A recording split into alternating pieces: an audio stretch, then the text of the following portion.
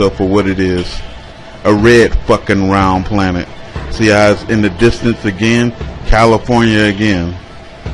California again. This time San Francisco. So Los Angeles, Ensenada, and San Francisco. And in San Francisco, you see that plane going past? Look at the size of the damn planet. It is a tremendous fucking red damn planet. What does this say? That our days are fucking numbered. If we got days left, we're doing good. And while all these people superficial and playing around and hoaxing around on this damn channel, when we're looking at a fiery red planet. Now we're going to go frame by frame, one for one, and now we're going to increase the size of it and show you this thing up close. On the first one that was in Los Angeles, this is it up close. You can clearly... Terrestrials was, they look just like us. You wouldn't know the difference. And I remember several years ago when I worked for a Fortune 100 company, at lunch talking to a coworker that used to work in one of the nuclear bunkers that actually had access to one of the buttons. There was 2 button pushers. He was one of the button pushers. And we were talking about this, and I didn't mean to scare him, and I had no intention of scaring him. I was just talking to him. He came the next day at work. He's like, I couldn't get any sleep all night. I was thinking about what you said, and that scared the hell out of me. I was like, what are you talking about? He's like, well, when you said they could look just like us. And I was like, well, yeah. I mean, think about it. Even if, you know, if you're a biblical person, what does the Bible say? Man was created in God's image. Well, look at the universe as we know it. It's so large. There's so many planets out there that are being discovered on a daily basis now with the telescopes and technology. Yes. And, you know, I don't necessarily believe in Nibiru. I don't necessarily, but I certainly do think that there is a planet. It's called Planet 9 now. And even people that have debunked Nibiru and Planet X say, yeah, I think Planet 9's legit. I'm not going to mention names, but I have talked to people. Mike Brown's paper on that. There you go. So, I mean, there's definitely planets out there. You can call it whatever planet you want. You can call it Planet Unicorn. You can call it Planet Smurf. You can call it Planet Donkey. I mean, you can call it Planet X. You can call it Planet 9, but there's something out there. And with the information presented by people that are very good at math, that have years and years of research and experience, they're saying something out there is affecting our solar system. And I want to bring something up. Maybe somebody out there can find this, because I can't find this on the internet. And I found this when it first came out back in 2011 on Venus. And it was an article that talked about how Venus had actually like had a pole shift. And I even wrote a blog on it, and I can't find any of this information. So I don't know if it's been scrubbed from the net, or if, you know, it's now on page 37 on the search. But if you guys remember that specific article, if you could link me to that, or anybody that hears this, I would really appreciate it, because that was 6 years ago. And that would, I think, also maybe have something to do with the possibility of that Planet 9. Yeah, I'm not of the Nibiru camp. Listen, I think two things. I think Venus is in fact a 9-10 billion, and that we reach a apex, and that if something isn't done, that the balance of just the Earth itself, it could become very critical. And you know, the Rosicrucians, I believe it is the ones that have the Georgia stones. 500 million. The ones that put that down there. Are you talking about the 500 million population? Yes, that is supposedly the ideal population of the world. Well, I don't know who came up with that number, but that's a frightening idea. But Rex, I look at the world today.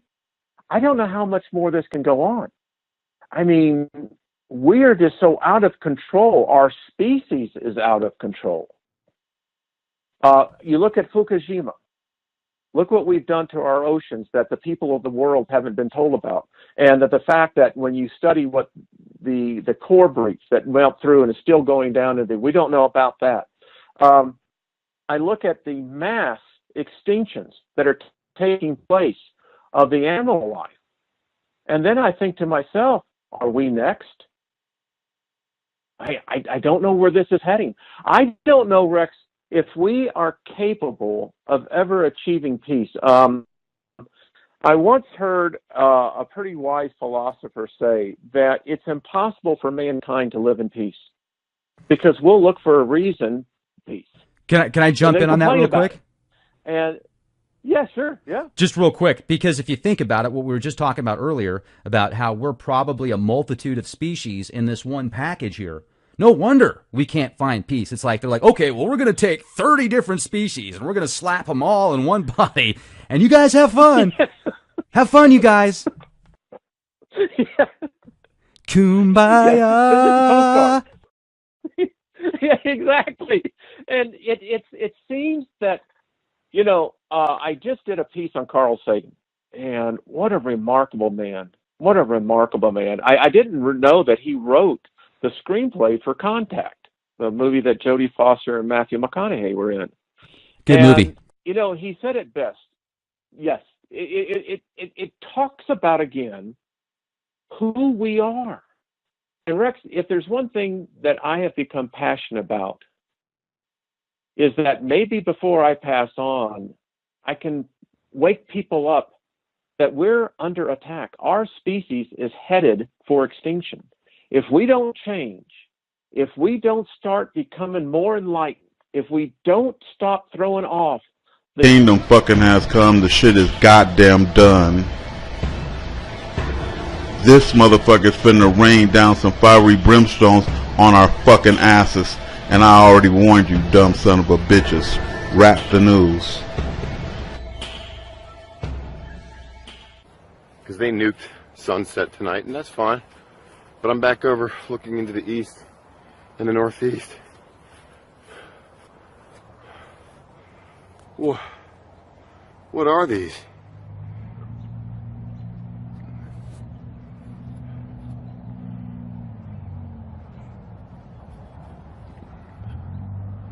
I've seen them over here once before, and they must literally... The chains of religion, prejudice, political dogma, and just the fact that we're all in this together. You know, we hear that all the time. It's cliche, but we all bleed red blood, right? Well, except for the blue bloods. Sorry, that was a bad joke. Yes, yeah, they're everywhere. Reptilian shapeshifters. Yeah, so that's where I'm at. Exactly. And I don't know if there's ETs. You know, Carl Sagan best, he said to think that, he said, but to deny it would be extremely foolish. So are there alien life forms here? Are they among us? Are they the ones who are the true puppet masters? We don't know our past. And when we talk about these far out things, these fringe topics, the reason why they seem fringe is because they're not mainline. And mainline is safe. It allows you to have that safety net. And people like that. And when you and I talk about these subjects, and I've listened to your show, it makes sometimes people uncomfortable because it's like being in an earthquake. The ground is moving underneath you, and that doesn't make any sense. That's unsettling. And it is unsettling. Well, you know, it's interesting, too, because many years ago, once again, I knew some people, well, I still do, in some very interesting places that have information that maybe 0.0000 something 1% have access to. And they can't tell me specifically, yet I'm pretty good at reading people's body language and stuff like that to get my own answers. But something in particular that somebody told me many years ago about extraterrestrials. We see that is a goddamn planet in the sky, and it has a ring around it if you look real close to it. You can see the helicopter flying, and you can see that thing is far in the distance.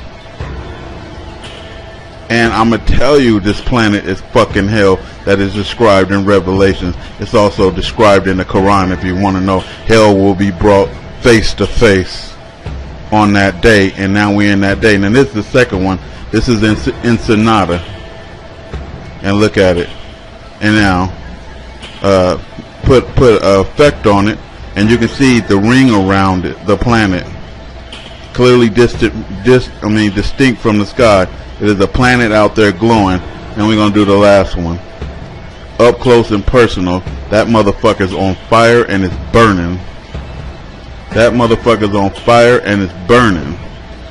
To the past couple of days, spend a little bit of time looking at the sun directly with the telescope because of this filter, and man, it is cool. It's like this. Is that cool? It's like a warm orange, and you can see there was, to the bottom left, there was some solar flare activity going on that you could just sit there and watch. And what I was doing was I was observing the edges to try and see if I could pick up any of that activity that sometimes you see those images of Soho that looks like that giant mothership that's entering. Yeah. And, you know, I can't debunk those, but at the same time, there could be a very easy explanation. You know, it could have something to do with the stacking of the images and the layers and all that kind of stuff. Because one thing I can tell you is once you get into astrophotography, that's a whole new ballgame. I mean, you get into software and you have to learn how to run Photoshop and you have to learn how to run certain programs and have really good equipment. And just to have a bare bones setup for astro imagery when you start doing some deep space stuff, you got to have some big bucks. I mean, even a lot more than what I've put into this. I've only put a couple grand into my setup, and that's peanuts. I mean, it's like a black hole in an 8-inch package right there, man. It's you could just keep throwing money at it. It's money like having at it. a boat. Yeah, a boat. Yeah, exactly. I mean, what are the best 2 days of a boat owner's life? Exactly. The day you buy it, and the day you sell the damn thing. Hello. But it's so true. Yeah, exactly. And I've been upgrading my equipment the same as you. And I tell people all the time, there's still just one star up there. That's all I see. And I'm like you. I love getting on it. I've gotten it at nighttime.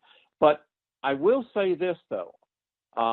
We know through Caltech and other astrophysicists that are measuring out there, our universe has moved into something.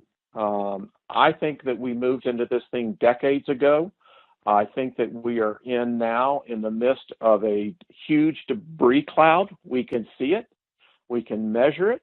And what people don't understand, Rex, is that I always say since the time at the very first century, year one, to where we are today, 2017, we've traveled about 1 light year. And that's approximately 6 trillion miles. And I can assure people that where Earth was 6 trillion miles ago is not the same space today we are in today. And I think that the evidence is that we're finding, if we can see exoplanets that are as big as our solar system, that boggles my mind. I can't comprehend that. But they say that there's something out there. They see one star that they've been able to see, that something has blocked that star as it's passed, and it's been months as this thing has passed by. Well, no wonder. And look at my poor neighborhood. Oh my God, I mean, right there at the top of that hill, literally, is my house, my son, my apartment. I mean, my neighborhood. Everything that I have is in that cloud.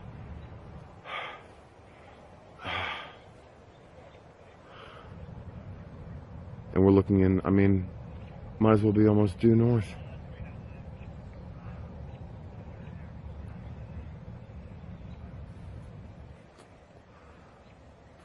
What are these things?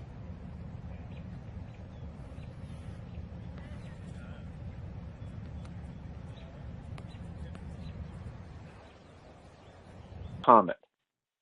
I think it got caught into the orbital gravitational pull of our sun. There's enough evidence to show that it does not have the magnetic signature of the other planets.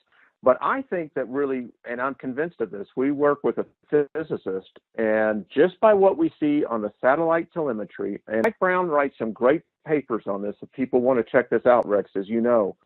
I believe that we're seeing all the telltale signs now of something of a large influence upon our sun, and it's having a direct effect on every planet in this solar system. Every planet in our solar system is lit up like a Roman candle. Our sun is being drained. It's so weak right now that if it was a human being, you'd have them basically on life support. Why is it so much brighter then? Our magnetospause, because I think what we're seeing is the result of high density particles. I think that this object, whatever it is, I do believe it is a brown dwarf star. I think that it is our sun, the particles that we have seen. You know, when you study coronal holes, and this is a fact, we didn't know that a coronal hole existed until Skylab. In 1974, they sent up a camera up there, a literal camera, and the astronaut just happened to point it at the sun. And when they processed the film later on Earth, we just suddenly discovered that the sun had a hole in it. And if you study coronal holes, now our star is plagued with them. The polar caps of our star, permanent coronal holes. Coronal hole here. We know the Earth-facing effect when we see sunspots begin to build on the facing disk of the sun towards Earth. Something's zapping them. And then what really has got me concerned, Rex, is what happened on the 24th. And that was last Thursday. Something hit us. The satellites went down. They didn't give us the data. Fortunately, there's now replayed that data. Something compressed our magnetosphere. Something hit us. And I think that this is all indications that we have company. That's fascinating.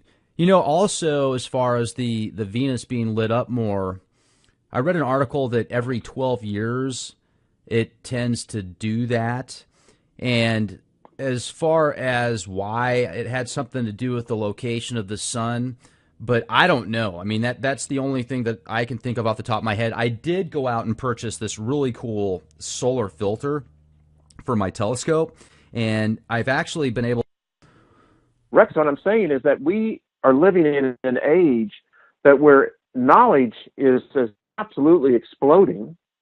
We see the human experience, I'm talking about human beings, that we have it, I think, within our hands to eradicate disease, potentially eradicate early death. I think it sucks that today, Rex, I got to be candid with you, that the average human lifespan is 80 years. You know, when you hit 60, that becomes really important. And you begin to think, well, now, wait a minute. Why is it necessary for me to die when we have the technology that can enhance that life? Let's look at the population boom over the past 100 years, and it's insane. And then you're going to have two sides of the fence there, where you're going to have people that say there's too many people, there's limited resources, and then you're going to have somebody say, well, you could put everybody now in Texas, and everybody gets their own acre. Well, yes, I get that. Yet, do you want to be stuck on that 1 acre, and then when you go somewhere else, you got to bump into... I mean, it's nice to have freedom to roam. And the Earth itself is a living being. It has, you know, whether you want to say it's soulless or not, I believe the Earth has a soul that's probably a lot farther beyond mine. I mean, if you really think about it, because it's a representation of everything, at least in the material sense. It clothes us. It feeds us. I mean, all this stuff combined with, yes, is there a higher power and the divine source and spark? Yeah, absolutely. But what we're living on right now, I think we're all interconnected, and Earth is important, and we've got to remember that. It's going to be like the Lorax movie eventually if we keep this consumer-driven society. If you ever saw that by Dr. Seuss, where the Lorax comes up with this invention, and then it wipes out all the forests, so he can't make it anymore because it's all gone now. So now he can't do anything. You know, we can't consume ourselves at that level. We have to find some kind of balance. So when are we going to get to that point? I don't know. Are we getting there? Is it going to happen this year, Wayne? Is Trump going to save us? He's going to do it? Yeah. You know, I'm looking at this, and, you know, I've heard that same thing, that everyone could have 1 acre of land and fit them in the state of Texas. Well, you're going to have a big pile of excrement there building up real quick, number one. So you got a problem. But the point is, I read once about what do you think the number is that the planet could actually hold and support? Depends on how they consume. It just depends on how they consume. But you tell me, I don't know. Yeah. Well, I think that they said that we're fastly reaching that point. I read that pretty big. Now, is that Planet 9 you're referring to? Yeah. So, And if you read Mike Brown's paper, he thinks that it's out 150 AU out, 150 to 200 AU out. But as he wrote in the paper, he said, listen, there's a lot of other objects in the Kuiper Belt. We're finding out that place is like the 405, or in your case, on Interstate 35 at 5 o'clock. You're not going anywhere. How long has it been since you've been out here, by the way? Well, it was before NAFTA came through. I left in 2004. Oh, man, I'll tell you, 35 now is far worse than it was back then. It has grown. Just the past couple years out here, it's been exponential growth. Yeah, so sorry to change the subject. I didn't mean to digress. No, so do you actually have the NAFTA highway going through San Antonio? Don't they have a corridor that I understand, or you could probably tell me more about that than I'm not familiar with the NAFTA highway. I know that there's some toll highways once you get up a little bit north of San Antonio, to get rid of to bypass the Austin traffic and stuff. Takes it east. But there's a ton of toll roads now all throughout the states, I've noticed, especially with all the traveling that I've done since 2013. I mean, you got to have $20 just to go across some state just on the toll roads now. I mean, it's a pretty big business. That's a poor man tax.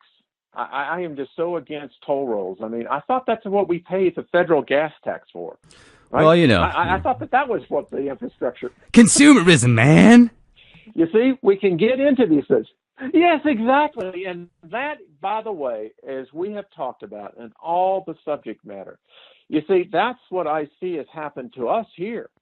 We a different God now. We serve a God of consumerism. Because, my God, if you don't buy all you're seeing is the light from it right now, but that's fire. If you compare the helicopter, which is close to that thing is very far away. And people are catching this thing in the distance in California right now, and it's incredible that people is calling this an alien craft or a sphere. It is a damn planet. It is the end of the world, and that is what it is, believe it or not. Now, this was caught in another part, in Ensenada, California.